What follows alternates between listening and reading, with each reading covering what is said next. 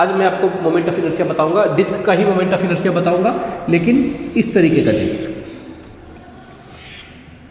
एक डिस्क है, ये प्लेट है,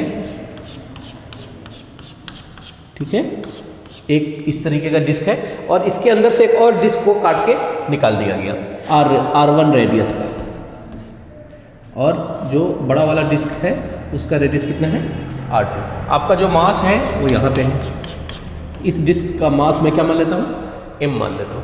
इसका मोमेंट ऑफ इनर्शिया बताना है, moment of inertia about an axis, जैसे डिस्क में करे थे, which is perpendicular to the plane of this disc and passing through its centre of mass. तो चलिए इसके लिए देखते हैं कैसे करेंगे।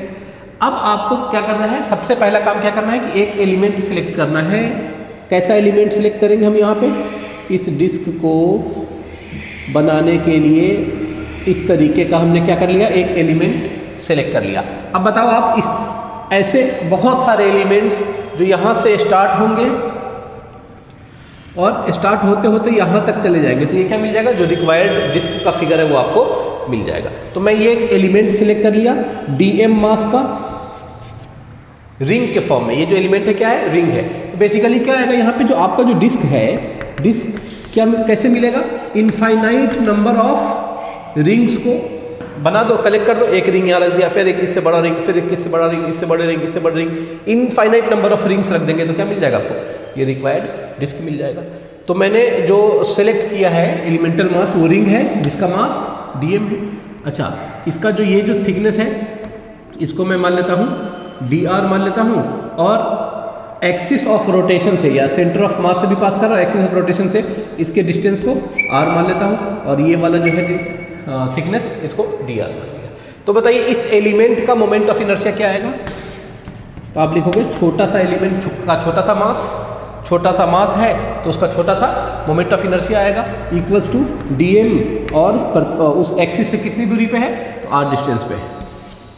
ये आ जाएगा आपका इस छोटे से एलिमेंट का मोमेंट ऑफ इनर्शिया। और अगर इसको मैं कंटिन्यूसली क्या कर दूं, रिपीट करते करते इंटीग्रेट कर दूं, यानी बेसिकली क्या कर दूं, इंटीग्रेट कर दूं, तो ये आपके रिक्वायर्ड डिस्क का मोमेंट ऑफ इनर्शिया आ जाएगा। इंटीग्रेट कहाँ से कहाँ तक करना है, R1 टू R2। याद रहे, अगर मैं यहाँ से स्टार्ट कर रहा हूँ ना एलिमेंटल मास, देखिए ध्यान से, इस तरीके का, फिर इस तरीके का, फिर इस तरीके का, इस तरीके का, इस तरीके, ऐसे इनफाइनाइट रिंग्स बना दिए तो क्या बन जाएगा, ये बेसिकली डिस्क बन जाएगा। और मैं अगर R1 को 0 ले लेता हूँ, सपोज यहाँ पे 0 से लेके R2 तक इंटीग्रेट कर देता हूँ, तो ये भी पार्ट उसमें क्या हो जाएगा, इंक्लूड हो जाएगा, जो कि इंक्लूड नहीं करना है। तो di equals to dm r square R1 to R2, ये किसका मोमेंट ऑफ इनर्शिया आ जाएगा, कंप्लीट डिस्क का जो बीच से ऐसे कटा हुआ है, ठीक है ना। अब वही प्रॉब्लम आएगा कि dm और r स्क्वायर ये आपस में इंटीग्रेट नहीं हो सकते हैं, तो अब हम इसको कैसे करें। तो अब यहाँ पे आप देखो कि m मास, ये जो इस डिस्क का मास है, जो यहाँ से यहाँ तक इसका मास डिस्ट्रीब्यूटेड है, इसका मास कितने एरिया में डिस्ट्रीब्यूटेड है, तो आप बोलोगे पाई r2 square minus r1 square में कितना मास डिस्ट्रीब्यूटेड है, दैट इज m मास। तो 1 यूनिट एरिया में कितना मास डिस्ट्रीब्यूटेड होगा, तो आप लिखोगे m upon pi r2 square minus r1 square. ये 1 यूनिट एरिया में इतना मास डिस्ट्रीब्यूटेड है, इसी को मैंने क्या बोल दिया, सिग्मा से रिप्रेजेंट कर दिया। तो आपका जो आपने जो एलिमेंट सेलेक्ट किया है रिंग, उस रिंग को बीच से काट के उसको ऐसा कर दिया।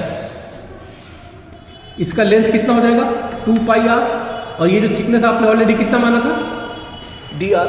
तो आपका जो रिंग है उसका एरिया कितना है, तो 2 पाई r dr। तो इस एरिया में कितना मास है, आपने उसको dm माना है, तो 1 एरिया में इतना मास होगा, तो इस एरिया में कितना मास होगा, तो आप बोल दोगे क्या, sigma into 2 pi r dr। ये किसका मास है, एलिमेंटल रिंग का मास है, जो आपने रिंग अज्यूम किया है। अब मैं क्या करूंगा, इस क्वेश्चन में यहाँ पे dm की जगह sigma into 2 pi r dr रख दूंगा। तो आपका इंटीग्रेशन कैसा हो जाएगा, di equals to integration from r1 to r2, dm की रख दिया सिग्मा 2 पाई r dr और r स्क्वायर। कैसे इसको सिंप्लीफाई करेंगे, अब देखिए सिग्मा की वैल्यू क्या है, m upon pi r2 square minus r1 square which is constant, sigma आ जाएगा बाहर आपका, 2 पाई कांस्टेंट है, तो 2 पाई सिग्मा, ये आपका बाहर आ गया। यहाँ पे बच जाएगा आर डी आर और आर स्क्वायर, ये क्या बच जाएगा r raise to the power 3, r cube बच जाएगा फ्रॉम R1 टू R2। ठीक है, अब इसको फर्दर इंटीग्रेट कर लेते हैं। कैसे इंटीग्रेट करेंगे, 2 पाई सिग्मा, ये आपके लिए कांस्टेंट है जो बाहर है, आर क्यूब का इंटीग्रेशन r की पावर 4/4, अपर लिमिट और लोअर लिमिट लगा दीजिए, R1 टू R2। ध्यान रहे तो 2 पाई सिग्मा की जगह मैंने क्या डाल दिया, ये विच इज m/पाई R2 square minus R1 square, और यहाँ पे अपर लिमिट और लोअर लिमिट लगा दिया तो 1/4 को मैं बाहर निकाल लेता हूँ, 1/4 बाहर निकल जाएगा, R2 की पावर 4 माइनस R1 पावर 4, इसमें फिर से लगा दिया a square minus b square, तो R2 square minus R1 square into R2 square plus R1 square, तो ये वाला R2 square minus R1 square एक कट जाएगा, तो अब आपके पास क्या आ जाएगा, पाई से पाई कट जाएगा और ये 2 टाइम्स कट जाएगा 2 से, तो आ जाएगा m/2, देखो ध्यान से m/2, ये वाला R2 square minus R1 square, यहाँ पे R2 square minus R1 square into R2 square plus R1 square बचेगा, तो R2 square minus R1 square cancel out हो जाएगा, क्या बच जाएगा R2 square plus R1 square. तो ये इस वाले डिस्क का मोमेंट ऑफ इनर्शिया क्या आ गया, I is equal to m into R1 square plus R2 square upon.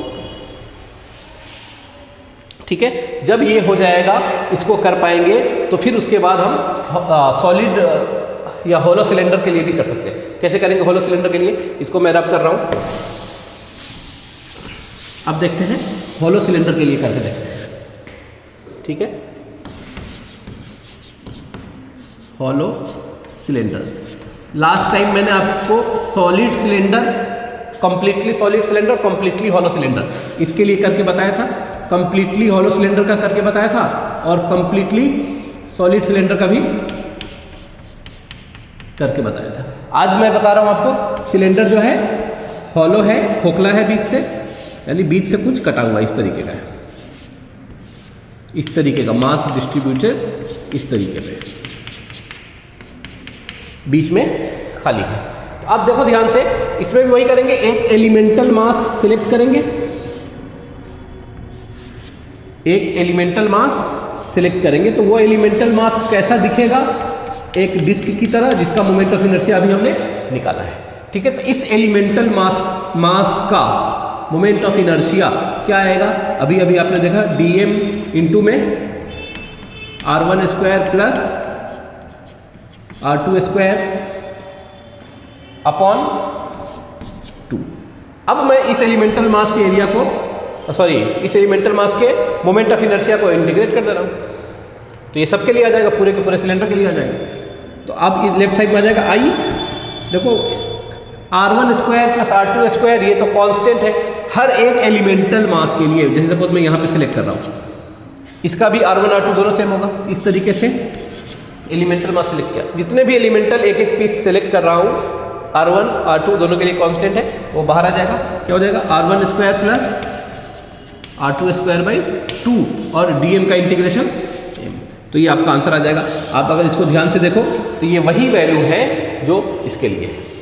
तो एक सॉलिड सिलेंडर का मोमेंट ऑफ इनर्शिया, एक सॉलिड सिलेंडर का मोमेंट ऑफ इनर्शिया वही होता है जो एक सॉलिड नहीं, एक होलो सिलेंडर, इस टाइप के होलो सिलेंडर का मोमेंट ऑफ इनर्शिया वही होता है जो इस टाइप के डिस्क का होता है। एक सॉलिड सिलेंडर का, कंप्लीटली सॉलिड सिलेंडर का मोमेंट ऑफ इनर्शिया वही होता है इस वाले केस में जो एक डिस्क का होता है। उसी तरीके से एक कंप्लीटली हॉलो सिलेंडर है, पूरा का पूरा खाली है, तो इसका मोमेंट ऑफ इनर्शिया वही होता है जो एक रिंग का होता है। ठीक है ना, चलिए अब हम इस आगे बढ़ेंगे, ट्रायंगुलर प्लेट के लिए कर लेते हैं। ठीक है, तो ये सब मोमेंट ऑफ इनर्शिया इंपॉर्टेंट है। देखो एक्चुअल में इस तरीके का डेरिवेशन तो किसी अच्छे एग्जाम में तो नहीं आएगा, है ना, जेई में या नीट में ऐसे नहीं कि डेरिवेशन आएगा। करवाने का मकसद ये है कि बच्चे फिजिक्स में इंटीग्रेशन से भागते हैं, है ना, कि इंटीग्रेशन कैसे करें, ये मकसद है इसको करवाने का। और अप्रोच आपका सुधरता है, क्वेश्चंस को करने में डीप कॉन्सेप्ट आता है उसके अंदर, और पोटेंशियल बढ़ता है बच्चों का, सब्जेक्ट पे ग्रास्पिंग बढ़ती है, इसके वजह से इसको कराया जाता है और इसको हम लोग करवाते हैं।